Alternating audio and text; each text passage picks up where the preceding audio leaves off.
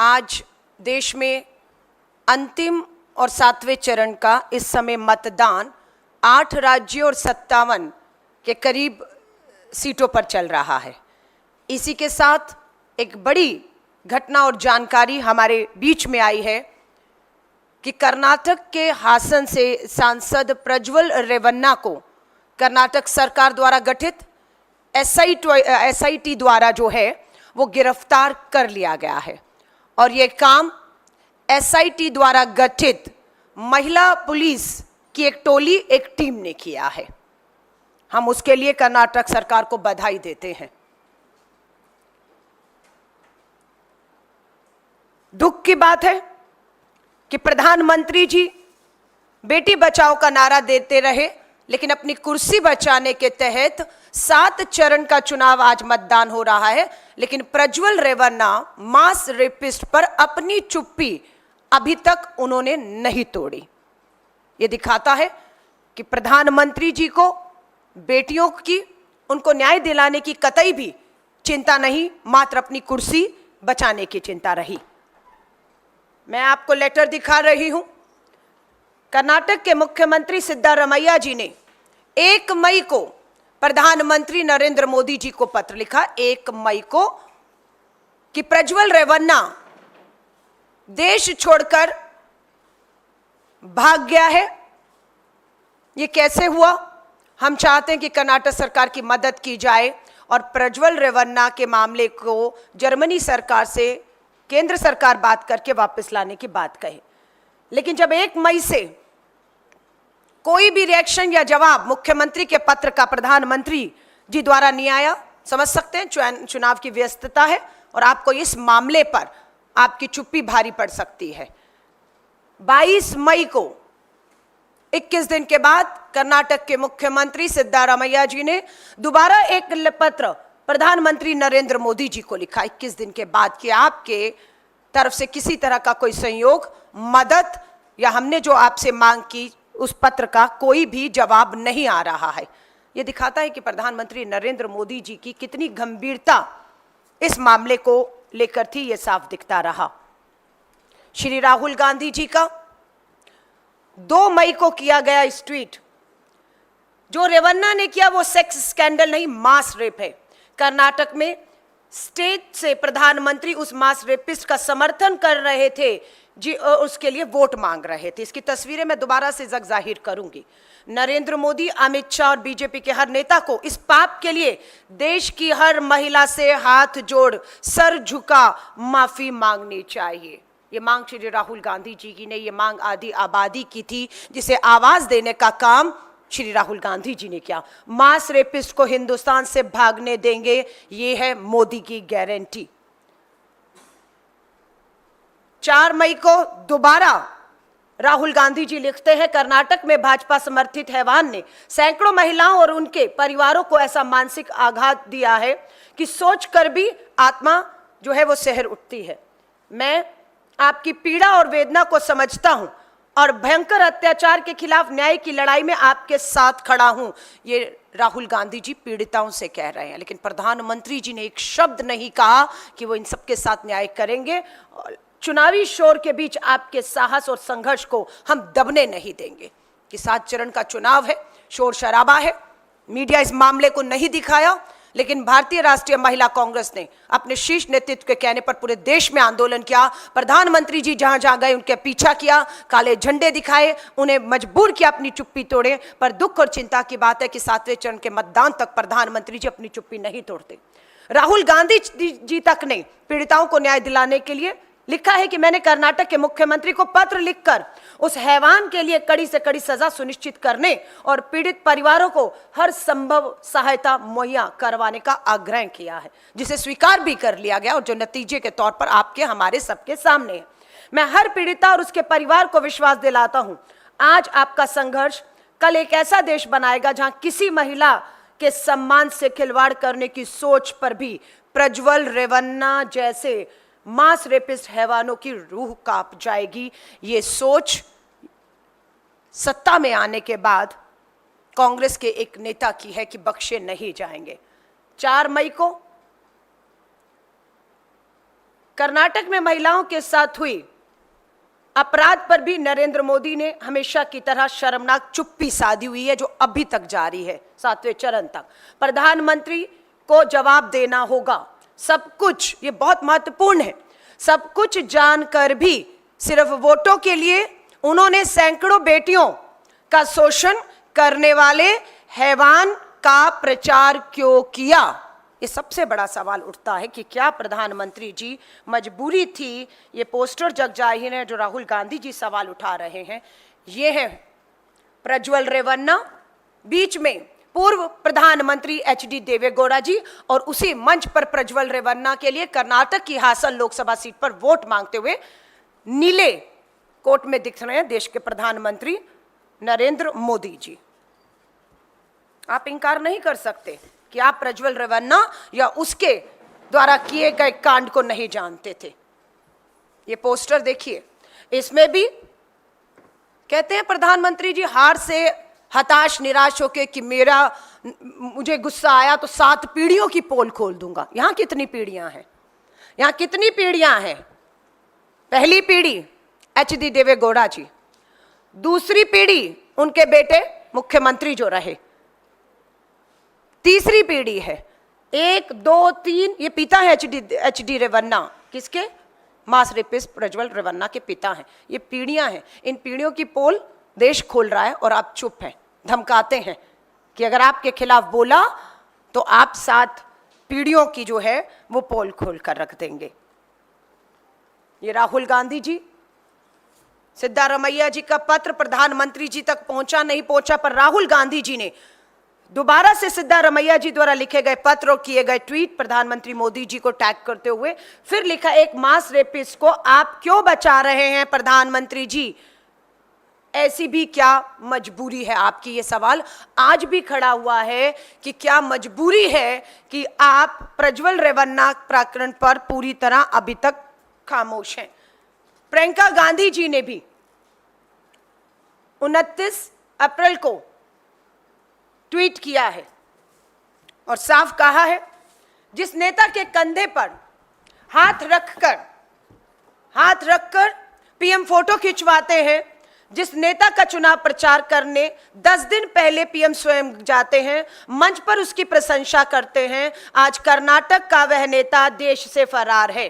उसके जघन्य अपराधों के बारे में सुनकर ही दिल दहल जाता है। ये प्रियंका गांधी जी लिख रही हैं। सैकड़ों महिलाओं का जीवन जिसने तहस नहस कर डाला, मोदी जी क्या अब भी आप चुप रहेंगे? 26 अप्रैल को दूसरे चरण में मतदान हुआ है कर्नाटक की हासन सीट पर। 26 अप्रैल, पूरा मई का महीना निकल गया, प्रधानमंत्री जी की चुप्पी नहीं टूटी। लगातार पूरा देश, कर्नाटक के लोग, सैकड़ों लोग, सिविल सोसाइटी वाले सड़कों पर आए, आंदोलन किया, लेकिन दुख और दुर्भाग्य की बात है कि कहीं पे भी राष्ट्रीय मीडिया ने इसे नहीं उठाया है। ये एक पोस्टर, एक कार्टूनिस्ट है सतीश आचार्य जी, सच्चाई बयान करता है। अभी तक इसकी जगह प्रज्वल रेवन्ना, एचडी रेवन्ना, उनके पिता पूर्व विधायक, मंत्री और सांसद था, और इस जगह पर हमारी कर्नाटक की 1000 के करीब बताया जाता है, एसआईटी की जांच चल रही है, 1000 बेटियां, 3000 उनके साथ दुष्कर्म, यौन उत्पीड़न, जबरन, बलात्कार करते हुए उनके कपड़े कुछ यूं ही खींचते हुए के वीडियो 3000 के करीब कर्नाटक में वायरल किए गए। लेकिन तस्वीर पलट गई है। 1 महीने के अंदर कर्नाटक सरकार द्वारा गठित एसआईटी ने 31 तारीख की रात को बेंगलोर के एयरपोर्ट से कुछ इसी तरह महिला पुलिस एसआईटी टीम गठित ने कुछ इसी तरह प्रज्वल रेवन्ना को एयरपोर्ट से गिरफ्तार किया है।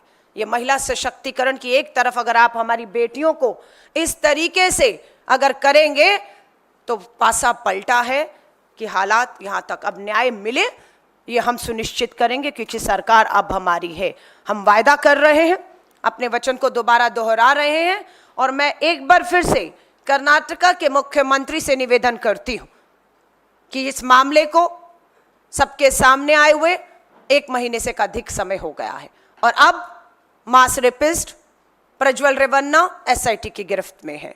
हम मांग करते हैं कि special court, fast track court का गठन करके 3 महीनों के अंदर, कम नहीं है, हम मानते हैं बहुत दबाव कर्नाटक की सरकार के ऊपर इस तरीके से एसआईटी पे कि सारे सबूत नष्ट कर दिए गए हैं। प्रज्वल रेवन्ना की माताजी को भी एसआईटी ने नोटिस देकर पूछताछ में सहयोग और मदद करने को कहा है, क्योंकि ये सारा कर्मकांड पिता और बेटा कर रहे थे, 5 साल तक करते रहे, ऐसा नहीं है। प्रज्वल रेवन्ना के पूर्व ड्राइवर ने इस बात को अपने वीडियो के माध्यम से भी जारी किया है कि उसके ड्राइवर के पास इस तरह की सारी सूचना, जानकारी और उसके मोबाइल से कलेक्ट की गई सारी इस तरह की वीडियो उनके ड्राइवर ने भाजपा नेता हासन से जो हैं देवराज गौड़ा को सौंप दी थी। और देवराज गौड़ा बार बार अपनी प्रेस कॉन्फ्रेंस में कहते रहे कि प्रधानमंत्री जी, गृह मंत्री जी, नड्डा जी, सबको उन्होंने इन जो पेन ड्राइव में सीडी सबूत दे दिए थे। तब तक प्रज्वल रेवन्ना को समर्थन दें या उसके प्रचार में आने का फैसला नहीं हुआ था। लेकिन दुख और दुर्भाग्य की बात है कि प्रज्वल रेवन्ना के पूर्व ड्राइवर, जिनका नाम कार्तिक बताया जाता है, उन्होंने पेन ड्राइव में ये सारे कर्मकांड जो हैं देवराज गौड़ा के माध्यम से, जो भाजपा के नेता हैं, प्रधानमंत्री, गृह मंत्री और भाजपा नेताओं तक पहुंचा दिए। लेकिन उसके बावजूद भी फैसला लिया जाता है प्रधानमंत्री नरेंद्र मोदी जी द्वारा कि वो बिल्कुल प्रज्वल रेवन्ना को टिकट देने का समर्थन ही नहीं करते, उसके चुनावी प्रचार प्रसार में भी शामिल होकर उसके लिए वोट मांगकर ये कहते हैं कि प्रज्वल रेवन्ना को दिया गया एक एक वोट प्रधानमंत्री मोदी जी को निजी तौर पर भी ताकत देने का काम करेगा। कर्नाटका हाईकोर्ट द्वारा प्रज्वल रेवन्ना की प्री बेल रद्द किए जाने से भी इस मामले को ताकत मिली है कि एसआईटी बिना समय गवाए, उसके लैंड करते ही, भारत और कर्नाटका की धरती बेंगलोर पर पहुंचते ही बिना समय गवाए उन्हें अरेस्ट कर लेती है। लेकिन आज मैं एक बार फिर कहूंगी, सबूतों के साथ छेड़खानी, गवाहों को डराना धमकाना, ये सब की संभावना पूरी तरह से बनी हुई है। इसलिए हम एक बार फिर से मांग करते हैं देश के प्रधानमंत्री से, उन हजारों बेटियों को विश्वास दिलाइए अपनी चुप्पी तोड़कर कि किसी तरह का भी सबूतों से या किसी भी तरह का सपोर्ट, समर्थन प्रज्वल रेवन्ना को इस पूरे मामले में कहीं से भी किसी भी तरह का नहीं मिलेगा और बेटियों के साथ न्याय होगा, ये हम मांग करते हैं। क्यों? क्योंकि मध्य प्रदेश के सागर में एक नाबालिग दलित बेटी के साथ बलात्कार होता है। बेटी इस बात को कहते हुए और उन सभी भाजपा नेताओं के नाम लेते हुए वीडियो बेटी का, जो अब हमारे बीच में नहीं है, उसका सबके पास है। बेटी के साथ जघन्य अपराध करने वाले सागर मध्य प्रदेश में भाजपा के नेता हैं, नाम सब जानते हैं। सबसे पहले पीड़ित के भाई को मौत के घाट उतारा जाता है। पीड़िता भाई के शव पर विलाप कर रही है, रो रही है, न्याय मांग रही है, अंतिम संस्कार पर जाती है तो अब भी वो अपनी एक वीडियो के माध्यम से अपराधियों के नाम लेती है। चाचा को लगातार थाने में बुलाकर दबाव बनाया जाता है कि मामला वापस ले लिया जाए। उसके बाद पता लगता है कि चाचा की भी हत्या कर दी गई है। चाचा का शव एम्बुलेंस में अस्पताल से घर लाते लाते खबर आती है कि नाबालिग बलात्कार, सामूहिक बलात्कार की पीड़ित बेटी की एम्बुलेंस से गिरकर मौत हो गई है। भाई, चाचा, पीड़िता की मौत हो जाती है एम्बुलेंस से गिरकर। ये डबल इंजन की भाजपा की सरकार मध्य प्रदेश के सागर का मामला है। इसलिए हमें चिंता है कि प्रधानमंत्री जी, अगर आप अपराधियों के साथ यूं ही खड़े रहेंगे तो कभी न्याय नहीं मिलेगा। आज की हेडलाइन है राजस्थान की अखबारों में, सरकार है, आपको पता है पूरा राजस्थान का चुनाव प्रधानमंत्री जी ने महिलाओं की सुरक्षा के मुद्दे पर लड़ा कि हर राजस्थान में महिलाओं पर अपराध है, न्याय नहीं है। प्रधानमंत्री जी, आपके राजस्थान के विधानसभा के चुनाव में और इन चुनावों में आपने जो भाषण दिए बेटियों की सुरक्षा पे, वो दोबारा से लोग उठा रहे हैं, क्योंकि सच्चाई है कि मात्र राजस्थान में आपकी डबल इंजन की सरकार बनने के बाद पिछले 5 महीनों में 12,000 महिलाओं के साथ दुष्कर्म, यौन शोषण और बलात्कार हुए हैं। और उनमें 1644 हमारी नाबालिग बेटियां शामिल हैं। राजस्थान की भाजपा की डबल इंजन की सरकार के तहत आज हर रोज 12 नाबालिग बेटियों के साथ दुष्कर्म और बलात्कार हो रहे हैं और 84 हमारी बहनें हर रोज राजस्थान की धरती पर, आपकी जहां पर डबल इंजन की सरकार, खोखले नारे के तहत शिकार हो रही हैं। मध्य प्रदेश के सिद्धि से खबर आई है, मध्य प्रदेश के सिद्धि से, मात्र सिद्धि में 25 से ज्यादा आदिवासी महिलाओं, युवतियों के साथ, छात्रों के साथ दुष्कर्म हुआ है। आदिवासी बेटियां 25, छात्र भी हैं। प्रधानमंत्री जी, आपकी चुप्पी अपराधियों का समर्थन कर रही है, उनकी हिम्मत बढ़ा रही है। हम कह रहे हैं अपनी चुप्पी तोड़िए। आपकी चुप्पी स्वीकार्यता बन रही है इस सारे अपराध की, और बेटियों की जो न्याय की उम्मीद इस तरह से लगातार टूटती जा रही है। मणिपुर का मामला इस पूरे चुनाव में हावी रहा कि किस तरीके से मणिपुर के अंदर थाने से पुलिस सुरक्षा से आदिवासी बेटियों को घसीट कर, लाकर, नग्न करके सामूहिक बलात्कार हुए। लेकिन प्रधानमंत्री जी, पूरे 7 चरण के चुनाव तक एक बार भी आप मणिपुर जाने की हिम्मत नहीं दिखा पाए, और पूरे चुनाव में आपने एक बार भी मणिपुर में अब ये नहीं कहा बेटियों को कि न्याय मिलेगा। आज दुर्भाग्य है, दुख और चिंता है कि देश के प्रधानमंत्री हमारी बेटियों को इस पूरे 10 साल के कार्यकाल में न्याय दिलाने में पूरी तरह से फेल साबित हुए हैं। मैं इस बात को दोबारा दोहरा रही हूं, इसके पीछे सबसे बड़ा कारण यही रहा है कि जितने भी बेटियों के अपराधी हैं वो या तो सत्ता में भागीदारी है और या उनको सत्ता का भरपूर समर्थन मिलता आया है। यही कारण है कि बेटियों के खिलाफ अपराध और अपराधियों की हिम्मत बढ़ी है और न्याय से कोसों दूर हुई हैं बेटियां। पर समय ज़्यादा अब नहीं है, 4 जून को परिणाम आने वाले हैं। मुझे इस बात का पूरा भरोसा, इस आधी आबादी ने पूरी तरीके से अपने खिलाफ हो रहे शोषण, अपराध और अन्याय के खिलाफ कांग्रेस और इंडिया अलायंस को अपना भरपूर समर्थन और अपना कीमती वोट दिया है। और हम विश्वास दिलाते हैं कि 4 जून की सरकार बनते ही इस आधी आबादी को न्याय दिलाने का काम राष्ट्रीय महिला आयोग में बड़े बदलाव से हम शुरू करेंगे, ताकि राष्ट्रीय महिला आयोग सिर्फ भाजपा को जहां पर फायदा है वहां पर बोलने का काम ना करते हुए बेटियों की आवाज बनकर बोले। और देश में एक ऐसी महिला बाल विकास मंत्री का इंतजार भी है जो 4 जून को खत्म हो जाएगा। वो इंतजार कि ऐसी महिला बाल विकास मंत्री जो सिर्फ विपक्ष को या विपक्ष के एक नेता को ही जो है वो टारगेट करने की बजाय अपनी काम, अपनी जिम्मेदारियों को समझते हुए इस आधी आबादी को न्याय दिलाने की बात करेगी। तो मैं आधी आबादी को फिर कहूंगी, इंतजार आपका खत्म हो गया है। कर्नाटक की सरकार की SIT को भी हम धन्यवाद करते हैं कि उन्होंने बिल्कुल 1 महीने बिना समय गवाए सक्रियता के साथ काम किया और गिरफ्त में है प्रज्वल रेवन्ना, एक मास रेपिस्ट। लेकिन दुख और चिंता के साथ अपनी बात को समाप्त करती हूं कि प्रधानमंत्री नरेंद्र मोदी जी, आपसे कतई भी देश की इस आधी आबादी को उम्मीद नहीं थी, खासतौर से उन हजारों लाखों पीड़ित बेटियों को जो आज भी न्याय के लिए कहीं ना कहीं अदालतों की चक्कर काट रहे हैं। आपके ही अपराधी सांसद, विधायक, फिर दोबारा आज 7वें चरण का अंतिम मतदान चल रहा है। मोदी के परिवार का पोस्टर फिर जारी करती हूं, फिर नाम दोहराऊंगी, ब्रजभूषण शरण, साक्षी मलिक का दोषी, FIR हुई, चार्जशीट हुआ, गिरफ्तार नहीं है, अपने बेटे के लिए वोट मांग रहे हैं। संदीप सिंह, हरियाणा का मंत्री, गंभीर यौन उत्पीड़न के आरोपों में आज भी मंत्री है और हरियाणा में खूब प्रचार और प्रसार कर रहे थे, कार्रवाई नहीं होती है।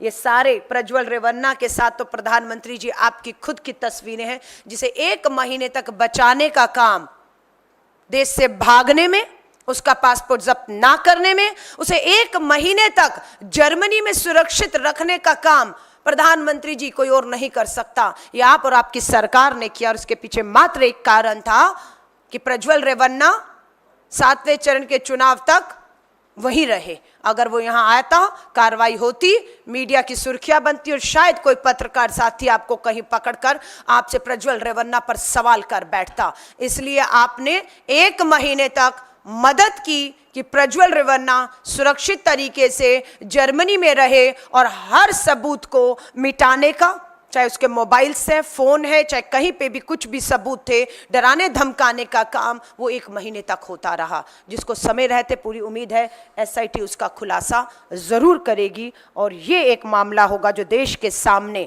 उदाहरण बनकर इसलिए भी आना जरूरी है क्योंकि यहाँ पर एक ऐसे शख्स के ऊपर गंभीर आरोप हैं जो सांसद है, जिसे एक नहीं 2 प्रधानमंत्री, एक पूर्व प्रधानमंत्री, वर्तमान प्रधानमंत्री का समर्थन प्राप्त है।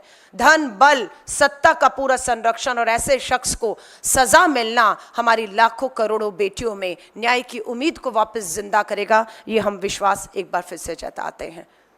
आप सभी पत्रकार साथियों का धन्यवाद करती हूँ और आपसे निवेदन करती हूँ, आपका कोई भी सवाल हो लेकिन इसी से संबंधित होगा क्योंकि महिला सुरक्षा मुद्दा 5 न्याय पर हमने ये चुनाव बहुत मजबूती के साथ लड़ा है। उस 5 न्याय में नारी न्याय की बात भी श्री राहुल गांधी जी, हमारे राष्ट्रीय अध्यक्ष मल्लिकार्जुन खड़गे साहब, प्रियंका गांधी जी और हम सब नारी न्याय के मुद्दे पर रहे।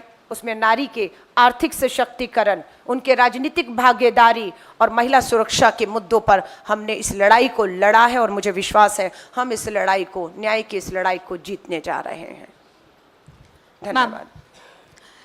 मैम, मेरा सवाल ये है कि बहुत सारे आप ही की पार्टी के नेता हैं जिन्होंने टाइमिंग पर भी सवाल खड़ा किया है कि लास्ट फेज़ जो है इलेक्शन के, उससे ठीक 1 दिन पहले ही क्यों प्रज्वल रेवन्ना वापस आते हैं इंडिया में और उनको उसके बाद में कस्टडी में लिया जाता है। तो इसमें भी कहीं आपको लगता है कि कोई कॉन्स्पिरेसी इसके पीछे भी है, जो टाइमिंग देखी जा रही है, क्योंकि इतने दिनों से उनका कुछ पता नहीं था और ठीक लास्ट फेज़ ऑफ इलेक्शन से पहले जो है वो इंडिया में वापस आते हैं? देखिए, प्रज्वल रेवन्ना 26 अप्रैल को दूसरे चरण का उसका मतदान हुआ और वो देश से फरार हो गया और उसके बाद लगातार एसआईटी का तुरंत गठन हुआ, कार्रवाई शुरू हुई। सब जान चुके थे कि वो भारत छोड़कर भाग चुका है।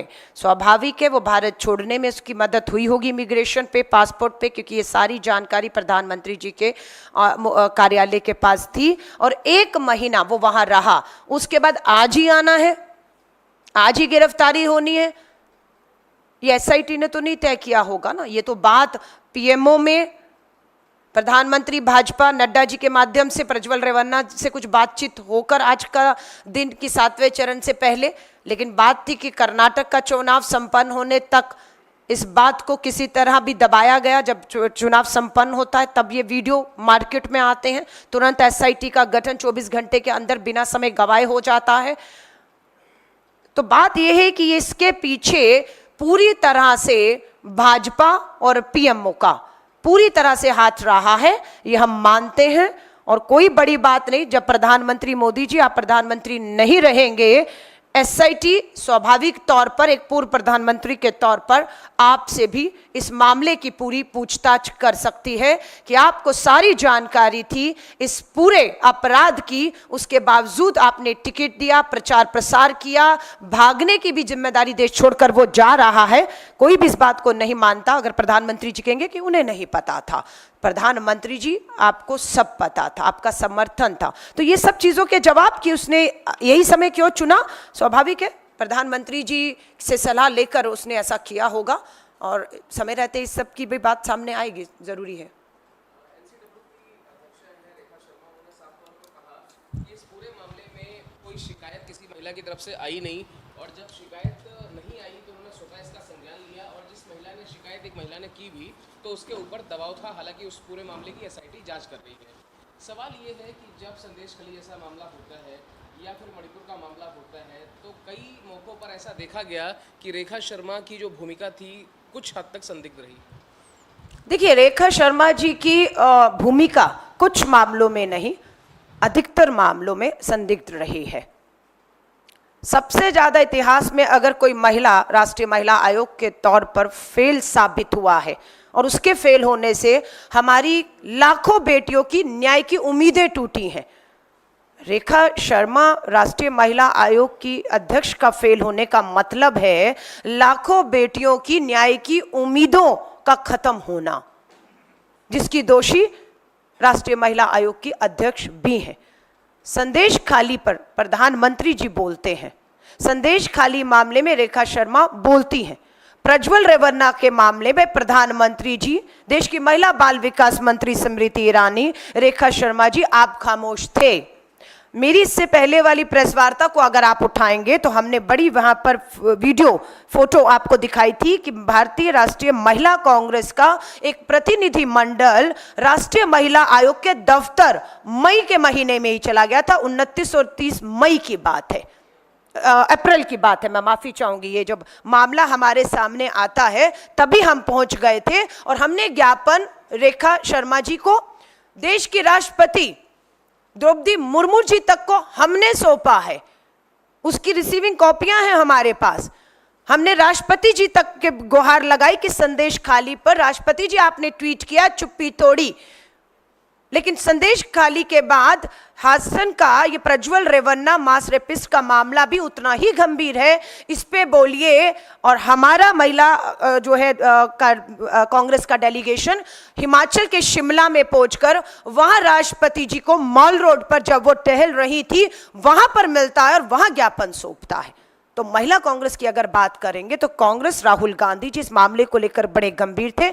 हमें भी उसे बहुत गंभीरता से लेने को कहा, जिसके तहत हमने चाहे हिमाचल के शिमला में राष्ट्रपति जी को ज्ञापन सौंपने की बात हो, राष्ट्रीय महिला आयोग के दफ्तर जाकर ज्ञापन सौंपने की बात हो, या हमारे मुख्यमंत्री द्वारा लगातार प्रधानमंत्री जी को लिखने की बात हो, या हमारे नेता राहुल गांधी जी द्वारा मुख्यमंत्री कर्नाटक को लिखने की बात हो, और SIT की भूमिका हो।